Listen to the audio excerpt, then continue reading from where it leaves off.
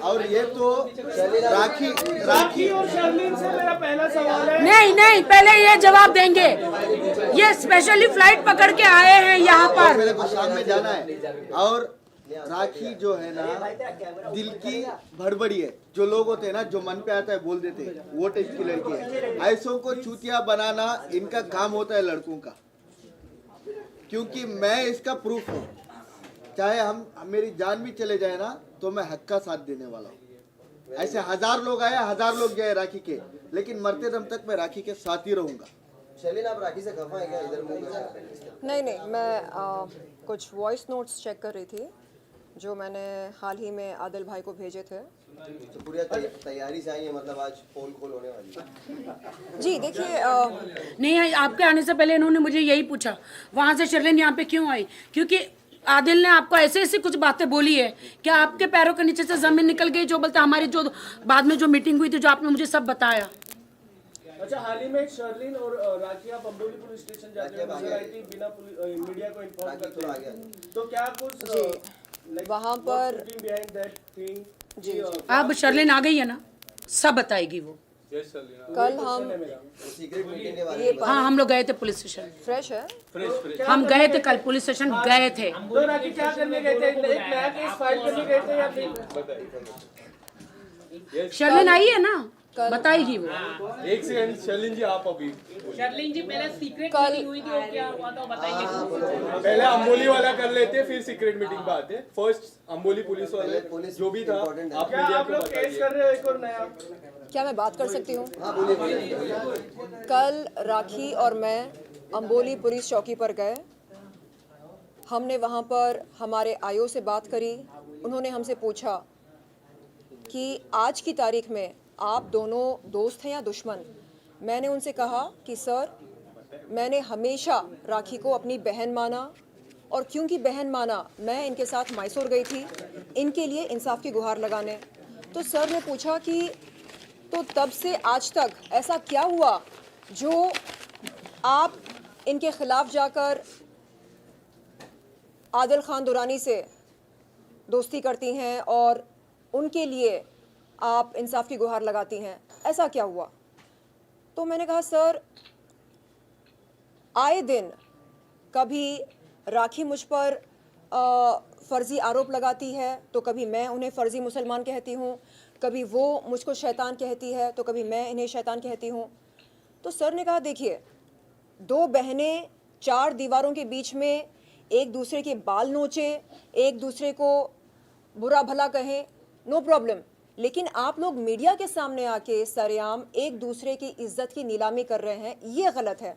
मैंने कहा सर, मैंने कुरान शरीफ की कसम खाकर ये कहा कि मैं ताउम्र राखी को अपनी बहन मानूंगी। अब चाहे वो कुछ भी बोले मेरे बारे में, चाहे वो कोई फर्जी आरोप लगाए, चाहे वो कोई तोहमत लगाए, कुछ भी करे, मैं दिल से उसे बहन मानती हूँ, मानती रहूँगी। ये हमारी बात हुई।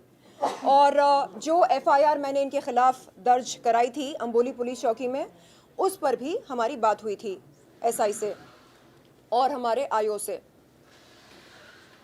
आपको मैं बता दूं कि 1 सितंबर की रात को मुझे राजश्री का कॉल आया। आप सब हो सके तो राजश्री को कॉल करके पूछें कि उन्होंने मुझको फोन कॉल पर क्या कहा। बताया मैंने उनसे कहा कि वो वीडियो कॉल करके चेक करें कि मैं किसके साथ हूं। मैंने उनसे कहा कि मैं अपने मित्र के साथ हूं, लेकिन उन्हें ऐसा लगा कि मैं आदिल के साथ हूं। उन्होंने कहा अच्छा, आप लोग होटल पर हैं क्या? मैंने कहा हाँ, मैं टाउन में किसी होटल पर हूँ, खाने का ऑर्डर देने वाली हूँ। ओह, तो आदिल के लिए भी ऑर्डर दो। आदिल के लिए भी? आई सेड उसके लिए ऑर्डर क्यों, मैं क्यों दूँ? उसके लिए ऑर्डर वो खुद देगा ना। नहीं, बेचारा बहुत भूखा होगा, सुबह से शाम तक इंटरव्यूज़ करता है, कोर्ट कचहरी के चक्कर काटता है, थका होगा। मैंने कहा राजश्री, टाइट हो गई हो क्या? हाँ, पवा चढ़ा के। टाइट मतलब ये राखी आगे आ जाओ ना। मतलब टल्ली होकर टाइट हो गई हो क्या? हाँ, पी कर पीकर और सुरूर चढ़ाकर मुझसे बात कर रही हो क्या? बदतमीजी मैं नहीं सहती हूं, ना अपनों से ना परायों से।